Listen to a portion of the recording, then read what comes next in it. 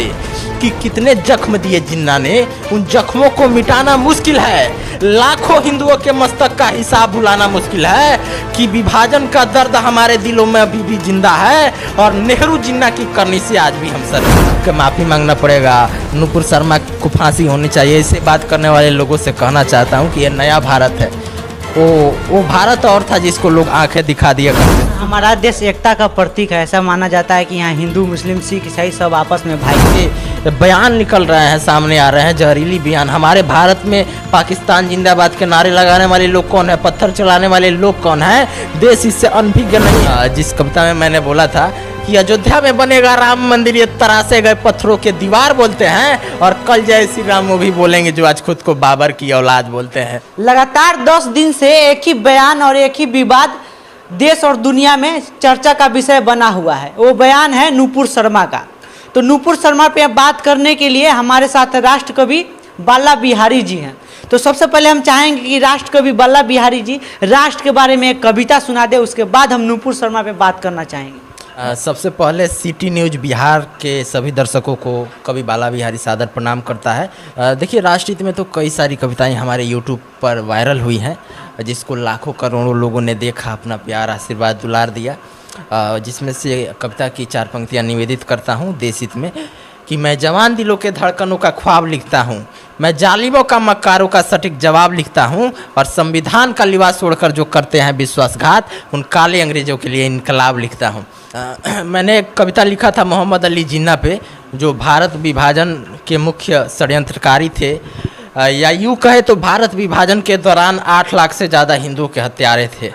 और वैसे जिन्ना को भारत की धरती पर लोग जगह देते हैं। आपको जान करके हैरानी होगी कि जिन्ना सिगरेट और शराब पीते थे, जिन्ना सुअर का मांस भी खाते थे, और मोहम्मद अली जिन्ना अपने पूरे जीवन काल में एक दिन भी मस्जिद में रोज़ा या नमाज पढ़ने के लिए नहीं गए हैं। ये सबसे बड़ी बात है। और मोहम्मद अली जिन्ना जैसे मक्कार को हमारे भारत भूमि पर कुछ लोग जगह देते हैं, उनकी तस्वीर लगाते हैं, उस पर फूल माला चढ़ाते हैं, ये संपूर्ण भारत के लिए अपमानजनक है। और ऐसे घृणित कार्य करने वाले कुछ मुट्ठी भर गद्दार हैं जो भारत के मान, स्वाभिमान और सभ्यता को गिराने के लिए हमेशा कुछ ना कुछ करते रहते हैं। तो मैंने मोहम्मद अली जिन्ना पे एक कविता लिखा था कि जुल्मी जिन्ना के चित्रों को नोच डालो दीवारों से, और कांग्रेस की सरकार नहीं है कह दो उन गद्दारों से कि अंग्रेजों भारत छोड़ो का जिन्ना ने विरोध किया, कदम कदम पर देशभक्तों का मार्ग अवरोध किया, कि अरे हार नहीं मानी थी हमने अंग्रेजों के तोप तलवारों से, लेकिन जख्मी हो गए हम जिन्ना जैसे गद्दारों से। कि कितने जख्म दिए जिन्ना ने, उन जख्मों को मिटाना मुश्किल है। लाखों हिंदुओं के मस्तक का हिसाब भुलाना मुश्किल है कि विभाजन का दर्द हमारे दिलों में अभी भी जिंदा है, और नेहरू जिन्ना की करनी से आज भी हम शर्मिंदा हैं। कि जिन्ना पे बहस नहीं होगा, अब और सहन नहीं होगा, इस पे चिंतन गहन होगा, गद्दारों का अब मरण होगा। कि हिंद में बैठे पाक प्रेमियों की आत्मा को परमात्मा में लीन कर दो, और कायर पाक मानेगा नहीं, इसे भारत में विलीन कर दो। कि मोदी जी दुनिया को गुजा दो इनकलाब के नारों से, कि मोदी जी दुनिया को गुजा दो इनकलाब के नारों से, और भारत को मुक्त करा दो इन मुट्ठी भर गद्दारों से। कि देशद्रोहियों गिदड़ों के मंसूबों पे पानी डाल बुझा डालो, कि देशद्रोहियों गिदड़ों के मंसूबों पे पानी डाल बुझा डालो, और जिस भाषा में समझे दरिंदे उसी भाषा में समझा डालो। कि अरे आग लगवा दो, गोली चलवा दो उन गिदड़ों की टोली पे, और जुबा खींच के लगाम लगा दो गद्दारों की बोली पे। कि जिन्ना जैसे मक्कार का काला पाना मत खोलो, और बिस्मिल भगत आजाद के साथ जाहिल जिन्ना को मत तोलो। कि ना को चना चबवा दो जो हिंद में रहकर आघात करे, और गर्दन उड़ा दो पिल्लों की जो जिन्ना की बात करे। अच्छा, नुपुर शर्मा का जो बयान आया है आप भी जानते होंगे, आपके हिसाब से नुपुर शर्मा का जो बयान है सही है तो कैसे है, और गलत है तो कैसे है? और देखिए, नुपुर शर्मा जी पे हमारी एक कल हमारी कविता एक रिलीज हुई थी मेरे यूट्यूब चैनल पे, जिसके बाद से लगातार तमाम प्रकार की धमकियां हमको भी मिल रही हैं, तरह तरह की धमकियां मिल रही हैं। तो धमकियों का सिलसिला तो आज सालों से कवि बाला बिहारी के साथ चल रहा है। जब हमारी राम मंदिर पर एक कविता आई थी, जिस कविता में मैंने बोला था कि अयोध्या में बनेगा राम मंदिर, ये तरासे गए पत्थरों के दीवार बोलते हैं, और कल जय श्री राम वो भी बोलेंगे जो आज खुद को बाबर की औलाद बोलते हैं। तो चूंकि ये कविता थोड़ा वायरल हो गया, जिसको करोड़ों लोगों ने सुना, और यूट्यूब पे 500 से ज़्यादा चैनलों पे रिलीज हुआ है कविता। और उस समय टिकटॉक चल रहा था हमारे इंडिया में, जिस पे काफ़ी ट्रेंड किया था ये। तो उस समय भी हज़ारों में धमकियाँ मिली थी हमको। तो धमकियों का सिलसिला तो सालों से चल रहा है। और रहा बात नुपुर शर्मा जी के बयान का, तो उनके बयान का तो हम क्या पूरा देश समर्थन कर रहा है। वैसे बहुत सारे देश है जो इसका विरोध भी कर रहे हैं। नहीं देखिए, अब भारत तो विरोध नहीं कर रहा है, क्योंकि वो भारत में रहने वाले बहुत सारे लोग हैं उसका विरोध कर रहे हैं। सिर्फ मुस्लिम जाति के धर्म के लोग ही नहीं, बाकी हिंदू धर्म के भी लोग बहुत सारे लोग हैं जो इसका विरोध कर रहे हैं। और देखिए, खाना खाते वक्त कुछ जूठा तो नीचे गिर ही जाता है, जिसको झाड़ू से मार के हम लोग डस्टबिन में फेंक देते हैं। तो वैसे मानसिकता रखने वाले भारत में बहुत सारे लोग हैं, तो उनका क्या है, बोलने वाले हैं बोलेंगे। लेकिन जहाँ तक बात है देश की गरिमा और मर्यादा की, तो कुछ लोग कह रहे हैं कि भारत को झुकना पड़ेगा, भारत को माफ़ी मांगना पड़ेगा, भारत के प्रधानमंत्री को झुक के माफ़ी मांगना पड़ेगा, नुपुर शर्मा को फांसी होनी चाहिए। इससे बात करने वाले लोगों से कहना चाहता हूँ कि ये नया भारत है। वो भारत और था जिसको लोग आंखें दिखा दिया करते थे, और ये भारत और है, ये नरेंद्र मोदी का भारत है, नया भारत है। ये भारत झुकने वाला नहीं है। अगर ये भारत सबको एकता का मंत्र देना जानता है, तो एकता खंडित करने वालों को दंड भी देना अच्छे से जानता है। कहने का मतलब यही है कि आप नुपुर शर्मा के सपोर्ट में हैं, और नुपुर शर्मा ने जो बयान दिया है वो आपके हिसाब से सही है। हम ही नहीं सपोर्ट में है, पूरा देश सपोर्ट में है। और केवल भारत ही सपोर्ट में नहीं है, हमारा पड़ोसी मुल्क नेपाल भी सपोर्ट में है नुपुर शर्मा के। तो चाहेंगे जो नुपुर शर्मा पे आपका कविता आया है एक बार दर्शकों को सुना। और देखिए, मैंने कविता में बोला था कि कुछ नमक हराम अपने स्वार्थ के आग में भारत को झोंक रहे हैं, कि कुछ नमक हराम अपने स्वार्थ के आग में भारत को झोंक रहे हैं। तुम भी आवाज़ बुलंद करो, कुछ कुत्ते भौंक रहे हैं, कि बार बार गलती करके खुद को शर्मिंदा करते हैं, संविधान के घाव को फिर से जिंदा करते हैं। देख रहे हैं हमारे देश में तरह तरह के बयान निकल रहे हैं, सामने आ रहे हैं जहरीली बयान। हमारे भारत में पाकिस्तान जिंदाबाद के नारे लगाने वाले लोग कौन है, पत्थर चलाने वाले लोग कौन है? देश इससे अनभिज्ञ नहीं है। तो उनके लिए मैंने कविता लिखा है कि बार बार गलती करके खुद को शर्मिंदा करते हैं, संविधान के घाव को फिर से जिंदा करते हैं, कि सन 47 में अगर हम इनके बाह काटे होते, हिंदू राष्ट्र घोषित करके इस खाई को पाटे होते, कि इनको नहीं बदल सकते हम मक्कारी से खुददारी में। इनको तो खुशी मिलती है पाक परस्ती में, गद्दारी में। इनको रौब ठाट दिखता है बस मुगलों के दरबारों में। पढ़ के मन विचलित होता है भारत के अखबारों में, कि हत्या लूट बलात्कार से ही इनका नाता है। शुद्धता सभ्य संस्कारी प्रवेश इनको नहीं भाता है, कि हिंदुस्तान के धैर्य संयम को एक कायरता समझते हैं। ये असभ्यता के दानव बार बार उलझते हैं, कि राष्ट्रभक्तों इन दुष्टों के ऊपर वज्र का प्रहार करो, और भेड़ियों के साथ भेड़ियों जैसा ही उत्तम व्यवहार करो। अच्छा, कहाँ तक आपको लगता है कि पत्थरबाजी करना और विरोध करना दोनों एक ही है और सही है? देखिए, पत्थरबाजी करना और विरोध करना, इसमें ज़मीन और आसमान का अंतर है। अगर हमको विरोध करना होता तो विरोध कई तरीके से किया जाता है।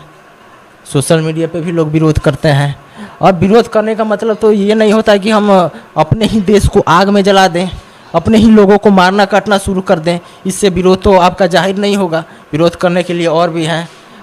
हमारे संविधान में अगर कोई कुछ गलत करता है तो उसके लिए बाकायदा कानून भी बनाया गया है।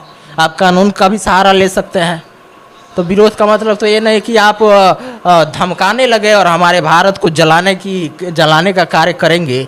तो जाहिर सी बात है कि ये नया भारत है। अगर आप ऐसा दुस्साहस करेंगे तो आप पे बुलडोजर चल जाएगा। भारत का कुछ बिगड़ने वाला नहीं है। अच्छा, एक टीवी डिबेट में दिया गया बयान आखिर कितना हद तक सही है कि यह अंतर्राष्ट्रीय मुद्दा बन गया, कि एक के बाद एक 57 देश भारत के विरोध में बयान जारी कर दिए? नहीं, देखिए, विरोध में कोई नहीं है। 57 देशों के सुल्तान जब हमारे देश के प्रधानमंत्री नरेंद्र मोदी जी जो उनके देश में जाते हैं, तो 57 देशों के जो सुल्तान हैं, वहाँ के राजा, वो हमारे माननीय यशस्वी प्रधानमंत्री जी का बॉडीगार्ड ही करते हैं। तो ये नए भारत की ताकत है। विरोध में कोई नहीं है। अफवाहों से बचने की आवश्यकता है, क्योंकि अगर कोई भी बात होती है तो उसमें मिर्च मसाला ये सब डाल के बहुत छोटी सी बात को बड़ा करने का प्रयास किया जाता है। और नुपुर शर्मा जी एकलौती नहीं है जिन्होंने फर्स्ट बार ऐसा बयान दिया। इसके पहले भी बहुत सारे लोग बयान दिए हैं।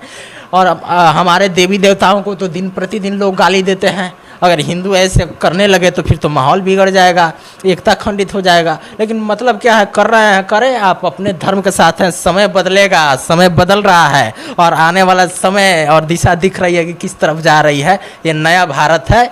हिंदुत्व की सदी है और ये राम और कृष्ण की धरती है। विदेश से आए हुए आक्रांताओं और डकैतों की धरती नहीं है। बाबर, तैमूर, हुमायूं और औरंगजेब जैसे डकैतों की ये धरती नहीं है, जिन्होंने अपने तलवार के दम पे लाखों हिंदुओं का गर्दन तो उड़ा दिया लेकिन धर्म परिवर्तन नहीं करा सके। ये भारत भूमि श्री राम और कृष्ण की पावन पवित्र भूमि है। यहाँ पे सिर्फ राम और कृष्ण की बात होगी। और आपको पता है कि आज जो लोग भारत में पत्थर चला रहे हैं, जो लोग विरोध कर रहे हैं, क्या वो मुसलमान हैं? आप थोड़ा आपको अध्ययन करने की आवश्यकता है। वो लोग मुसलमान नहीं हैं। वो लोग भी आज से हजारों साल पहले हिंदू ही थे। तलवारों के दम पे कन्वर्टेड किए गए मुसलमान हैं वो लोग। हमारा देश एकता का प्रतीक है। ऐसा माना जाता है कि यहाँ हिंदू, मुस्लिम, सिख, ईसाई सब आपस में भाई भाई। हाँ, मैं तो कहता हूँ कि ये भारत की पावन पवित्र भूमि हिंदू, मुस्लिम, सिख, ईसाई को आपसी प्रेम और सद्भावना की शिक्षा उपहार में देती है। और हमें गर्व है कि हम इस पावन पवित्र भूमि पर जन्मे हैं। इसलिए तो हम कहते हैं भारत माता की जय, वंदे मातरम। और जो लोग एकता की बात तो करते हैं और बड़ी बड़ी बातें करते हैं, लेकिन जरा उनसे भारत माता की जय और जय हिंद और वंदे मातरम तो बुलवा के देखिए, क्या वो लोग बोलते हैं? भारत में रहेंगे लेकिन जय हिंद और वंदे मातरम नहीं बोलेंगे, हमारे भारत माँ को गाली देंगे, तिरंगा झंडा जला देंगे। तो क्या ऐसे मानसिकता रखने वाले लोगों को हम अपना भाई कहें? आप बताइए। बताइए, एक ओवैसी के भाई का भी आज से लगभग 13 साल पहले एक बयान आया था। हिंदू देवी देवताओं के ऊपर उन्होंने टिप्पणी की थी और पुलिस के ऊपर भी उन्होंने टिप्पणी की थी। उसको लेकर उन्होंने न्यायालय में उनका केस चल रहा था और न्यायालय में उन्हें बाइज्जत बरी कर दी। उन्होंने कहा था कि 15 मिनट के लिए पुलिस हटा दो। तो मोदी जी हटाए तो थे गोधराकांड में 15 मिनट के लिए पुलिस। भूल गए हैं, अभी तक बाप बाप चिल्ला रहे हैं। उनको याद होना चाहिए। उनके जैसे उटपटांग बयान देने वाले और हिंदू देवी देवताओं का अपमान करने वाले सैकड़ों हजारों लोग हैं, लेकिन वो मिट जाएंगे हिंदुत्व को मिटाते मिटाते। इस हिंदुत्व का सदियों पुराना रिश्ता है इस भारत से। हिंदुत्व को मिटाने वाले एक दिन खुद मिट जाएंगे। नुपुर शर्मा को फांसी दे देने से या जेल में डाल देने से विवाद थम जाएगा? देखिए, ना फांसी, आगे ऐसा विवाद को भी जन्म नहीं लेगा। ना उनको फांसी होने वाली है, ना जेल होने वाली है। ऐसा कुछ भी होने वाला है या नहीं है, लेकिन अगर मान लीजिए उनको फांसी दे दिया जाए या जेल में डाल दिया जाए, इसके बाद से अगला बार ऐसा कोई विवाद इस देश में होगा? देखिए, हमारे देवी देवताओं पर लोग दिन प्रतिदिन टिप्पणियाँ करते हैं। अगर फांसी होने लगे तो सबसे पहले तो हजारों सैकड़ों फांसी होनी चाहिए उन लोगों को जो दिन प्रतिदिन हमारे भगवान राम कृष्ण को गालियाँ देते हैं। हमारे हनुमान जी की मूर्ति पे थूकते हैं, शंकर जी का शिवलिंग तोड़ देते हैं, हमारे देवी देवताओं का मूर्तियाँ खंडित कर देते हैं। तो सबसे पहले तो उनको फांसी होना चाहिए। और नुपुर शर्मा जी ने तो सिर्फ बयान दिया है। आज इस भारत भूमि पर अब तक लाखों मूर्तियों को तोड़ने वाले कौन लोग हैं? सबसे पहले तो उनको फांसी होनी चाहिए। चाहेंगे कि अंत में आप हमारे दर्शकों को एक राष्ट्र कवि होने के नाते एकता का प्रतीक एक कवि सुनाते हुए हम चाहेंगे इस वीडियो को समाप्त करें। देखिए, मैंने तो कहा है कि सबसे पहले तो मैं कहता हूँ कि भाइयों, हम तो बुझी राख में भी आग लगा देते हैं, अपनी आवाज़ से ही मुर्दों को जगा देते हैं। कि हमको बुज़दिल समझने की भूल मत करना। हम भरतवंशी सीटी बजा के ही शेरनी को पिंजरे में बुला लेते हैं। तो ये भारत है, नया भारत है, झुकने वाला भारत नहीं है। और सनातन हिंदू धर्म की एक शेरनी है नुपुर शर्मा जी। और केवल कवि बाला बिहारी उनका समर्थन नहीं कर रहा है, पूरा देश उनका समर्थन कर रहा है। और मुझे नहीं लग रहा है कि कोई उनको झुका पाएगा। ये थी हमारे साथ कवि बाला बिहारी जी, जिन्होंने नुपुर शर्मा पे बात किया।